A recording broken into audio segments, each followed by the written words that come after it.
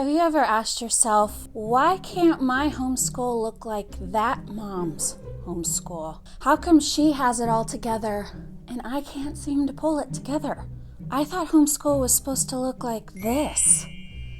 I have struggled with all of this myself. In fact, even recently, I still have to pull myself back because say you are watching a YouTube video on here's how we do our morning time. We read 20 read-alouds this year. Here's how I do my evening chores. Here's how I prep for the week. Here's how we get all of our school done before lunchtime so that my kids can have the entire afternoon to themselves. Of course, these are meant to be helpful videos or podcasts or Instagram blog posts or whatever. So you watch these things or you read these things and you say, yes, this is what I want my homeschool to look like. This is what I aspire to. This is the kind of simple that I need. You try to implement that mom's routine. You try to do the morning basket just like her, and yet you can't seem to find yourself able to get through the 20 books that she seems to get through. You can't seem to get your house clean before you go to bed, or you can't seem to prep your week in the same way that she can. Why? Seriously, I try and I try and I try, and yet there seems to always be a mess everywhere. And her house always looks so clean and neat. And yet every time I try those things, I get frustrated. I can't get my homeschool to look like that. Have you ever been there? How does she do it all? And I can't. I have found myself asking these questions many times through the years. And of course, we all know that social media can be an issue because people will present what they want you to see. Look at me right now. I'm doing a YouTube video. I don't look like this every day. I put on makeup and I did my hair for the video, but this is not what I look like when I'm doing school with my kids. And yet you might kind of assume, oh, this is what her everyday homeschool outfit's like. If I'm doing a day in the life video, I'm not going to do it if my house is a mess. I'm going to clean up my house first. I would love to show you guys the reality of what my house actually looks like on a day-to-day basis, but then there are going to be those haters that come out and comment, Wow, why are you showing your stuff on social media and your house is a mess? And so that kind of thing keeps you from showing maybe what it's really like. So it's not that mom's fault. She's not trying to make you feel bad, but there's two things that you need to consider, and that's what I want to talk about today. My name is Rachel. I am a homeschool mom to 3 kiddos ranging in age from 9 to almost 16. I'm gonna have a driver soon. It's gonna be like life-changing to have somebody else be able to run to the grocery store or run errands or go take somebody to their music class. It's gonna be awesome. And yet at the same time, I want my baby and I want to rock my baby. And I miss the funny things that he said when he was a toddler. Okay, but anyway, whining over. I've been doing this almost 9 years, and I think that comparison trap is just a constant struggle, whether it's for homeschool moms, motherhood in general, friends in general. Everybody in the world at some point or another is comparing their life to somebody else's life and maybe asking yourself why or envying a little bit. But there's two things here. One, why doesn't your homeschool look like that mom's homeschool?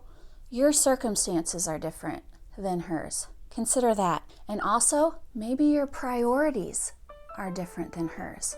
So let's talk about these things. Kids.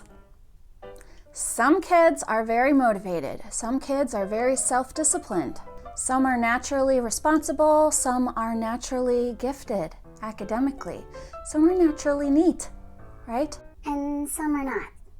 Some require constant attention. Some require constant nagging. Some require more energy and more instruction from mom.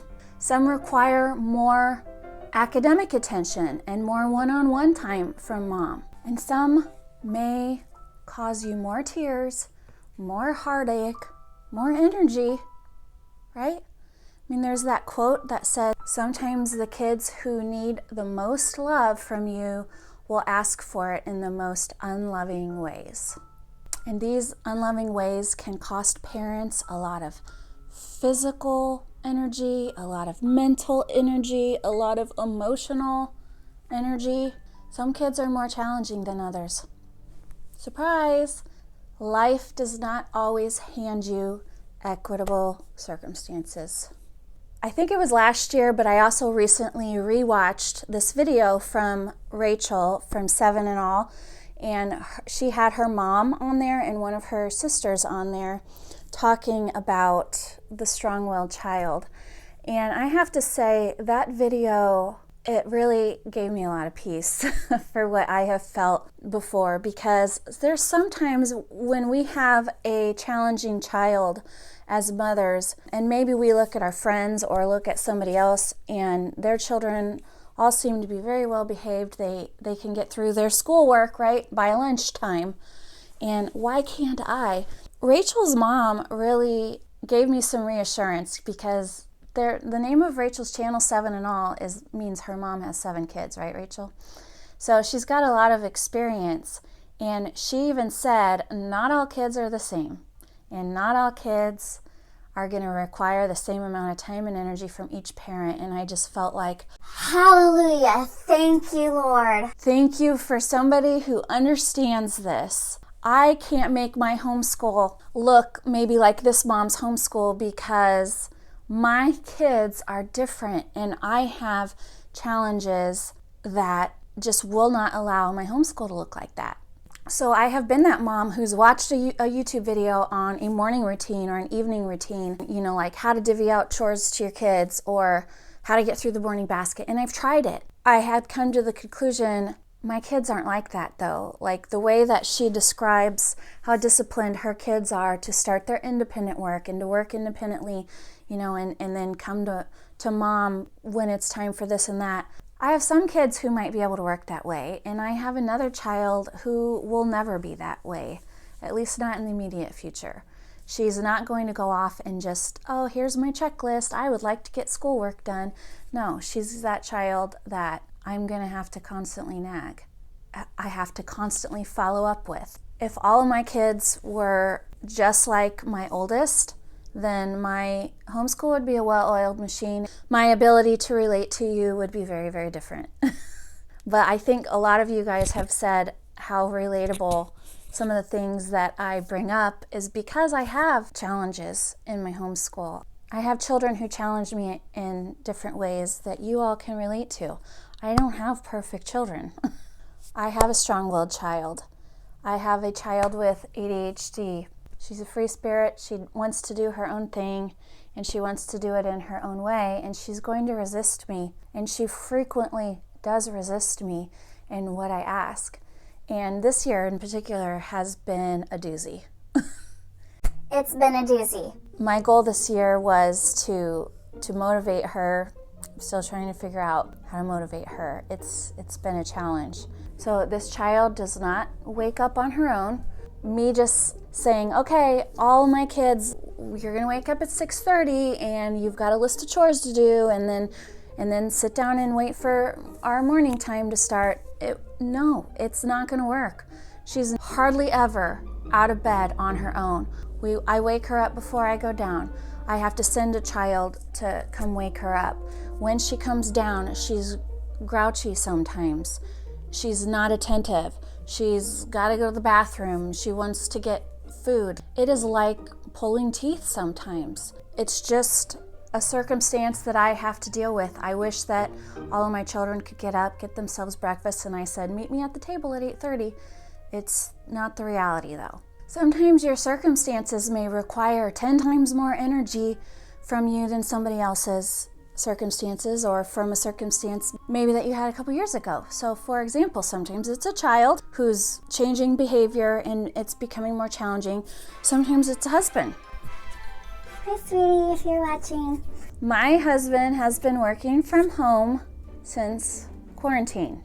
It was a big adjustment because we were used to starting our day and not having interruptions except from each other, but now that my husband is home, God love him, he does interrupt our school sometimes, because like if he takes a break from his work Like he works in the basement, so a lot of times we'll hear him coming up because he'll be singing, coming up the stairs, or singing, laughing because he's watching a video and he's laughing and he wants to tell us a joke or he wants to show us a little video or something. And sometimes we're in the middle of doing something and I've had to remind him we're doing school and we need to not be interrupted, just like sometimes when he's in a meeting, he doesn't want us to interrupt him. That's all I'm saying is like there's circumstances that are different. Not everybody has a husband who works from home. Here's my point though.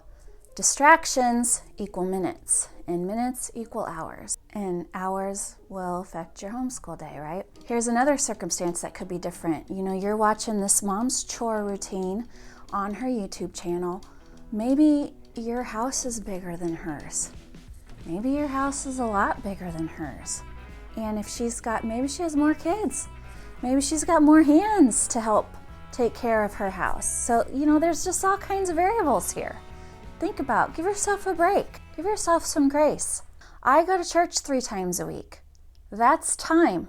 That's time that I don't have to plan my homeschool. That's time that I don't have to clean up the kitchen before I go, because we go to church on Wednesday nights. We go Sunday morning, we have 2 services because we have Sunday school and then we have a Sunday morning service.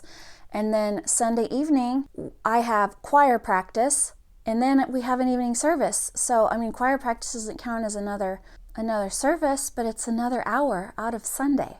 And actually, I forgot too, Sunday morning before Sunday school, we have Sunday morning prayer for a half an hour. So my Sunday is jam-packed. Some people have all of Sunday. They go to church for 1 service, maybe 2.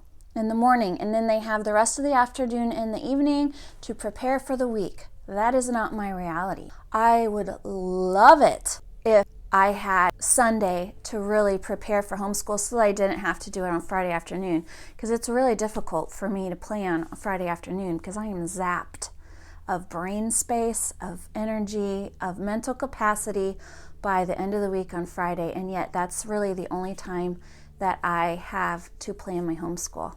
Another thing that affects my time that may not affect this other YouTube mom or this other Instagram mom, whenever I run errands, it's 30 to 40 minutes drive one way. I live in the middle of nowhere. So if I want to go to the grocery store like Sam's Club or Costco or any place like that, it's a good half an hour drive. One way, half an hour back.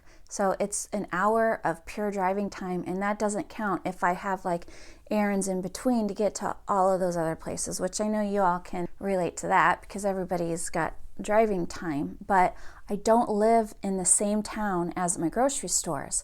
So driving is more time out of my day, less time to prepare for my homeschool, less time to stay on top of the chores in my house. Whereas that mom, she may live right smack in the middle of the town with a smaller house and more time on her hands.